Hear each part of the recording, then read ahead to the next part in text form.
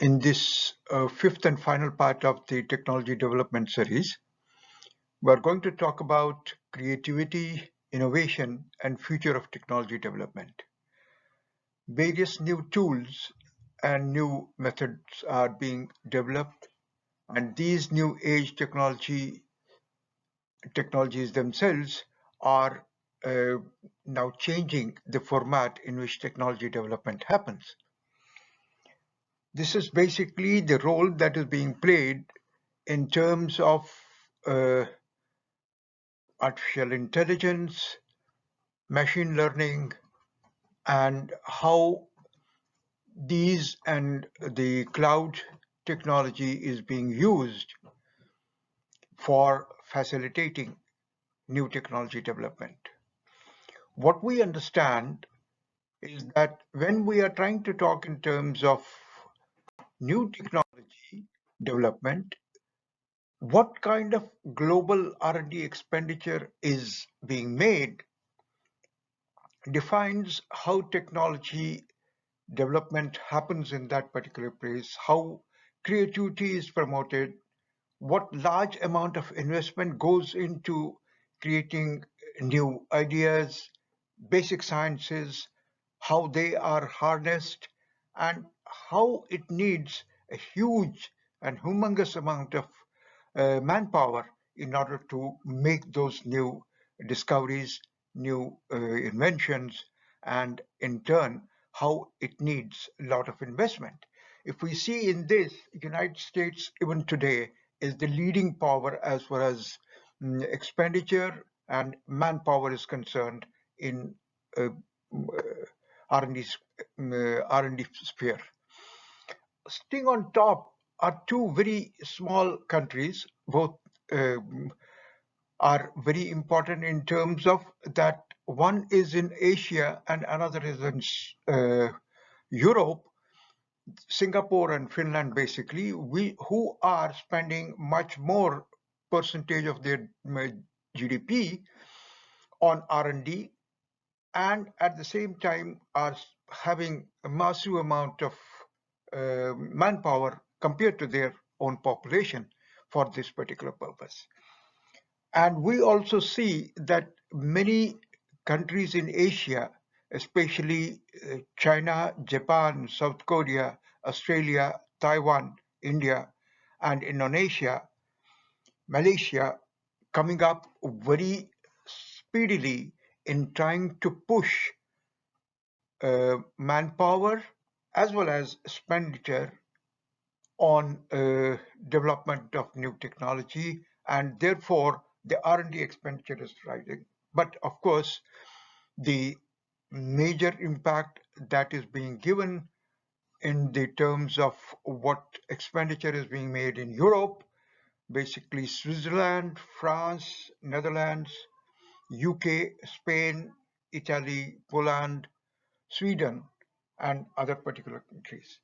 There's a unique one important area and one important country, that is Israel, which is at the extreme right-hand side, where compared to its population, compared to its this thing, the highest GDP percentage is being utilized for research, and that is giving us the understanding that they are highly R&D driven company and are therefore creating quite huge waves in this particular area.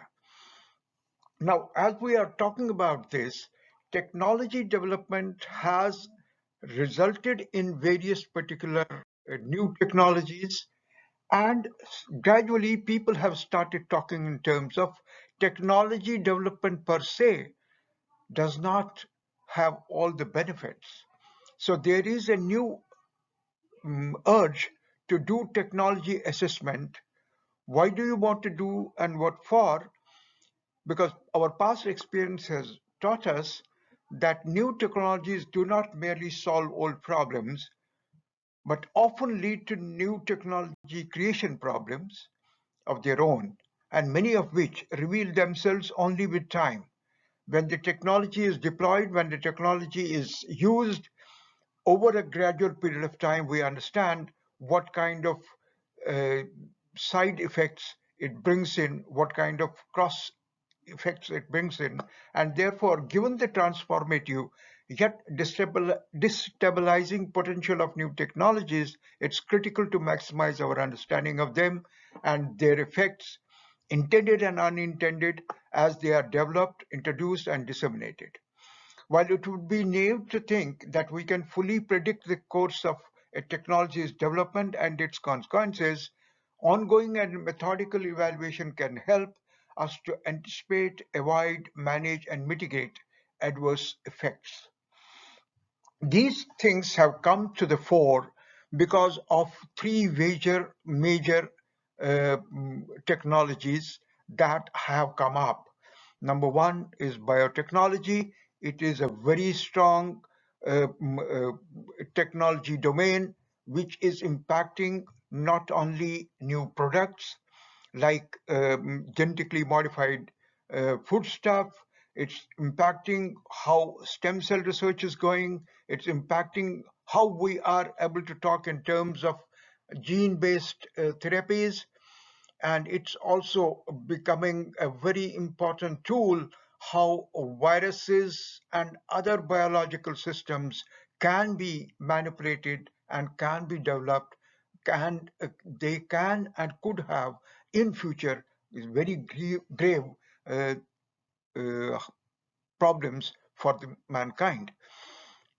Similarly, nanotechnology and of course cyber technology, the amount of uh, hacking, software hacking, the amount of computer hacking, um, super computer hacking, the network uh, impacts, and how internet connected things can be uh, can be hijacked.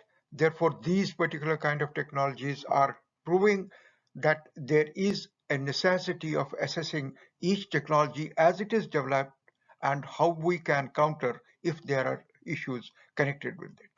The genetically modified varieties have become widely prevalent among major crops, accounting for 80% of corn, 92% of soybean, 86% of cotton, and 93.6% of canola planted in the United States. Now you can understand how deep, how wide, and how major changes it's bringing into the food as well as commercial crops. Synthetic biology involves the synthesis of organic molecules not found in nature and the aim of creating artificial living systems or of facilitating the assembly of living organisms based on interchangeable genetic sequence is another particular concern. While they have created new vaccines, they have also created new organisms. And the major controversy at the present moment about COVID SARS vaccine 2 is about whether it was leaked in a in a laboratory where such systems were being developed, or it is natural, come from the natural world. So when we are talking about these, therefore, the technology assessment becomes very important, and there are three phases of technology assessment. Basically, what we are trying to talk in terms of what is the deterministic scope of doing technology assessment. We perform initial situation analysis to inform scoping decisions, determining and clarify what is the scope of the technology that we are developing, what are the goals, why we want to develop it, what are the problems associated with developing this technology, and what would be the problems in order to understand if the technology is developed, how it would manifest, how it can be otherwise construed, and if appropriate, consider what is the known and not known about the technology. The second phase is where we try to talk in terms of initial design.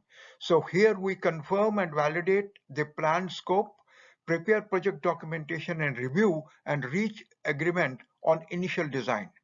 This means that we are selecting appropriate design methodologies and analytical approaches so that we have good simulation results, we have good analytical results, and we have good emulation results available, and appropriate data sources or further need of data is required, possible policy guidelines that need to be mentioned and informed to the government, and the government intervention and regulatory mechanisms that need to be formulated, possible policy options that will be considered and described, how they may be analyzed and how they will be made applicable, external experts to inform design, implementation, and assist in external review as appropriate, and create a global awareness of these kind of issues, and therefore a debate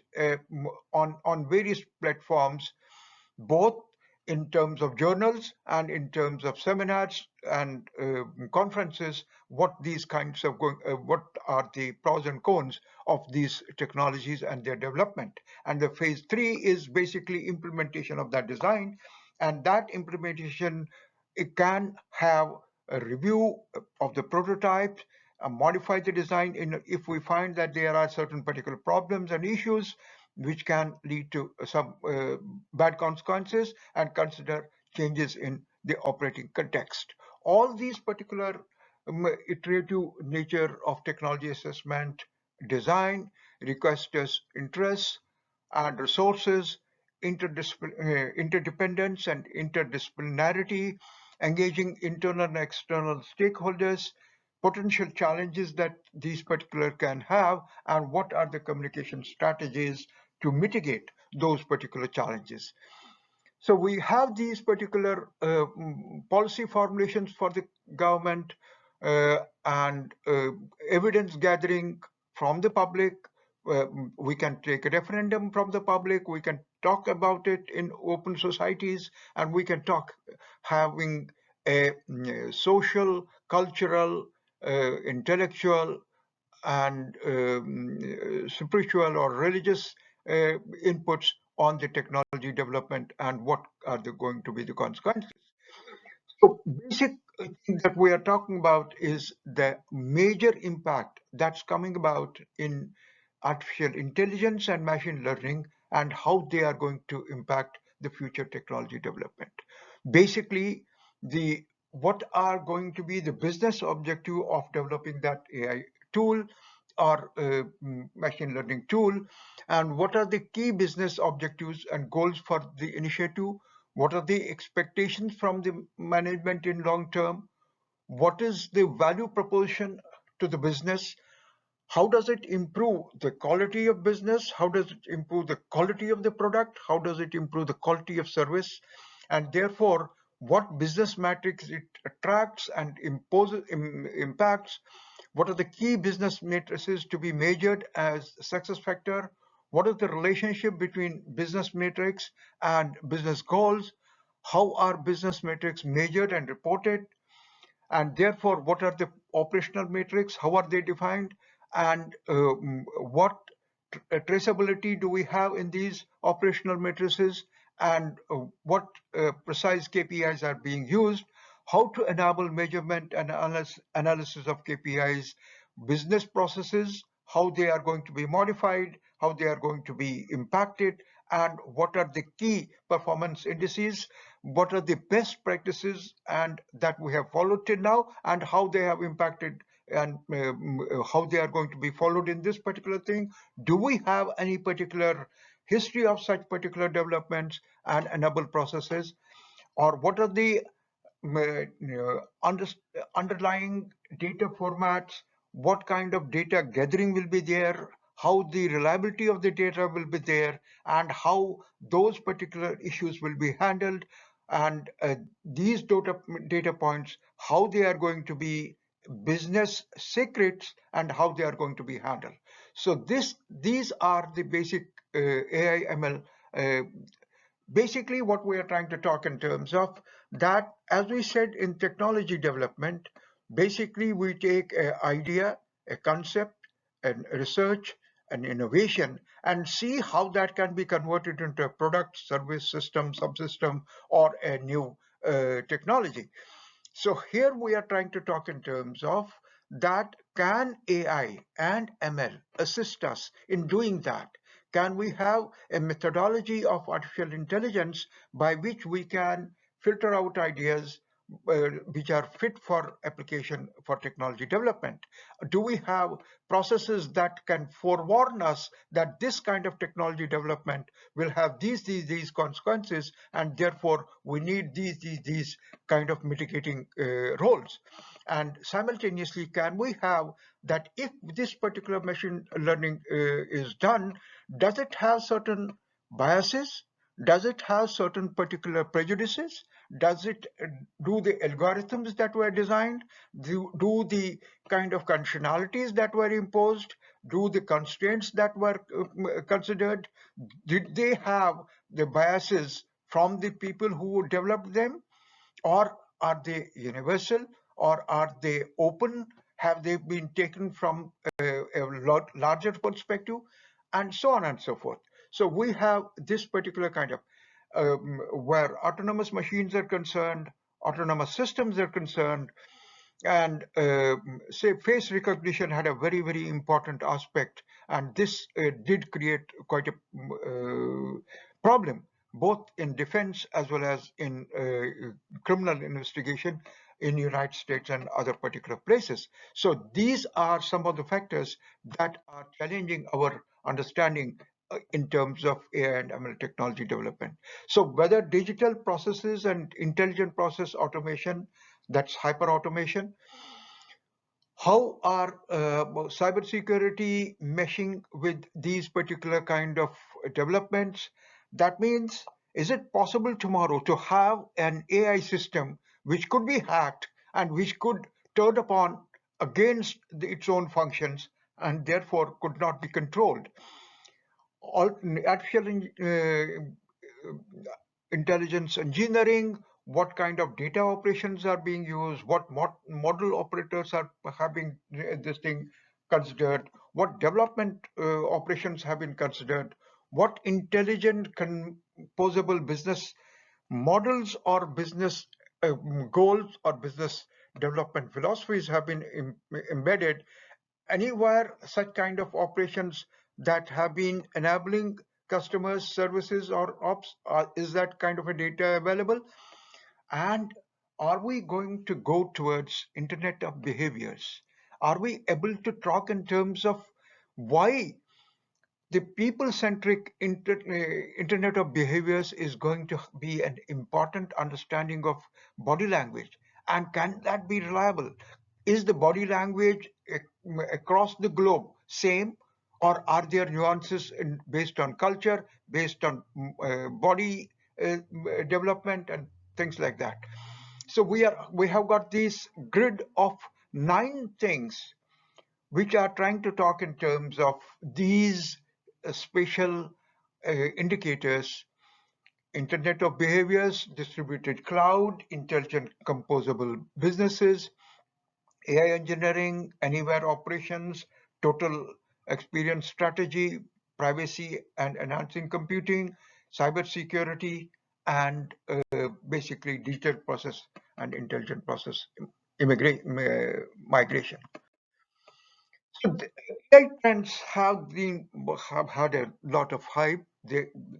Artificial intelligence has been in the development phase for past more than 3 decades or 4 decades, and the new developments that are happening in this particular as the cycle is maturing, as products are developing, as they are being used, and the trend therefore is democratization of AI. AI is no longer the preserve of high-tech labs or high-tech systems. It is being permeating. It's permeating down to ordinary things like cameras, like digital cameras or smartphones or smart technologies, translators, photography, and things like that. So this application in industrial processes, are we trying to talk in terms of that industrial processes are becoming smarter, or buildings are becoming smarter, where you can understand intrusion, where you can understand energy consumption, where you can optimize energy consumption, and you can make various systemic changes in the design of this self-sufficient smart homes to optimize on these particular things? How we are, because of Internet of Things or Internet of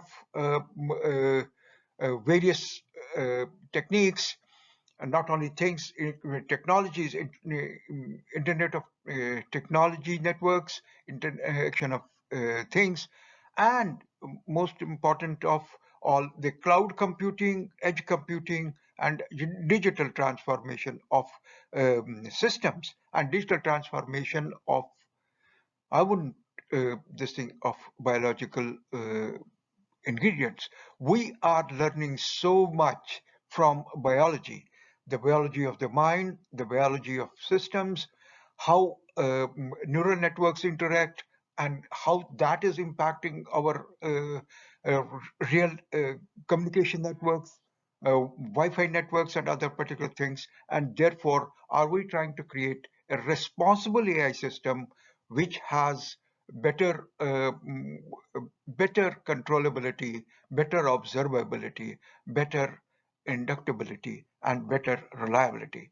So these are the reliability in the sense that it can be controlled, as it will not become a burden on the human society. So we are trying to talk in terms of these issues where we are having AI ML models and deep learning technology join in, using learning algorithms and models along with data generated by the automated systems to allow the system to automatically improve over time and respond to changing business processes and requirements.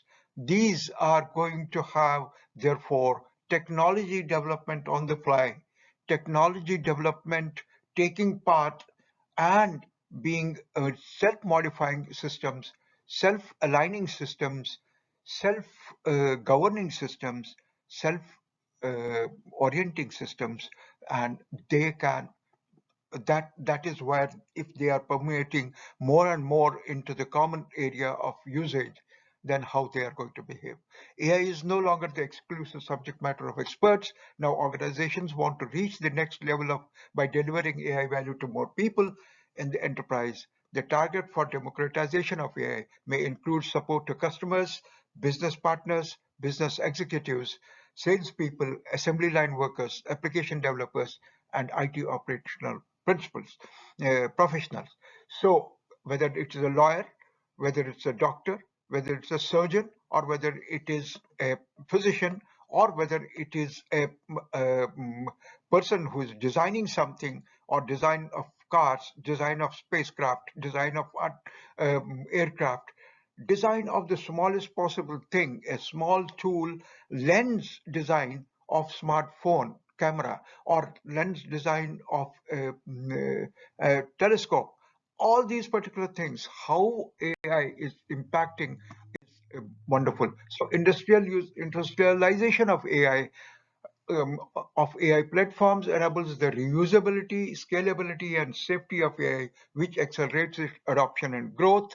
Industrial decision intelligence indicates that companies want to use AI to make better decisions faster, such as selecting best treatment options for patients or accelerating discovery and prevention of anomalies and vulnerabilities. Moreover, new entrants on this year's hype cycle, such as generative AI, small data, and composite AI, indicates that in addition to machine learning, organizations are considering multiple means of supporting decision making with AI. This especially where we are trying to talk in terms of use of AI in surgeries, use of AI in controlling aircraft, autonomous vehicles, autonomous swarm of drones, and things like that. Of course, in military areas, they have been used extensively for during the past decade, where automatic target selection, automatic target identification, automatic target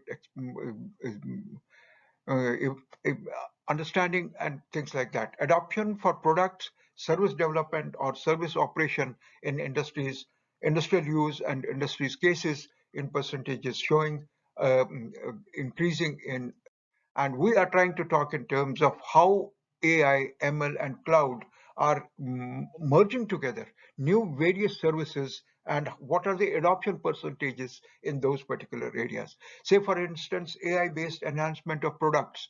There are 24 percentage improvements in that product feature optimization, 21% improvement, service option optimization, 24% improvement, predictive services and interventions, 19% improvement, marketing sales, customer service analytics, better decisions, customer segmentation, better understanding of how each segment is going to be defined and how it is going to be interacted.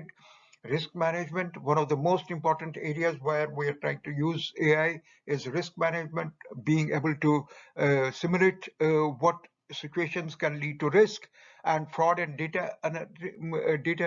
analytics, manufacturing, yield energy and throughput optimization, 15% predictive maintenance in systems, large, complex, and highly specific, human resource optimization of talent management, performance management, 7%, strategies and corporate finance, capital allocation, 8%, merger and acquisition support, 6%, supply chain management, logistics and network optimization, and network and inventory and parts optimization, 9%. So these are the kind of things that are happening. Uh, in order to understand and take a positive lead, Department of Defense has come up with what they defined as responsible AI. In this particular thing, they define responsible for development, deployment, and use of specific AI functions. That means it's not a general system, but it has a specific role, it has a predefined role, and it will only work and be allowed to work in those particular specified functions. Equitable, it has minimized unintended biases and AI capabilities so that it does not deliberately mislead, misjudge, or misconduce events and personalities or traits and dimensions. Traceable, transparent, and auditable methodologies that have been used, data sources that have been adopted, design procedures that were made, and complete documentation of the whole thing, so that whatever the AI solution has been designed, we know where it comes from, how it has been designed, and then finally reliable, and it is a well-defined use. Safety, security, and effectiveness has been tested and specified, and that has been measured with particular clarity, and end of life use, that it does not have any diversions in terms of self-ruling, self-aligning. Those rules do not go beyond the specified limits. Governable, enable, and tested for intended functions, and not allowed to go into unintended domains, any deviation or unintended behavior to result in disengaging and deactivation of the same. This is one of the most important aspect of governable responsible AI. Well-balanced data training sets, unbiased algorithms, tested outcomes for intended applications, and reliable behavior under all use scenarios. With this particular thing, we are coming to the end of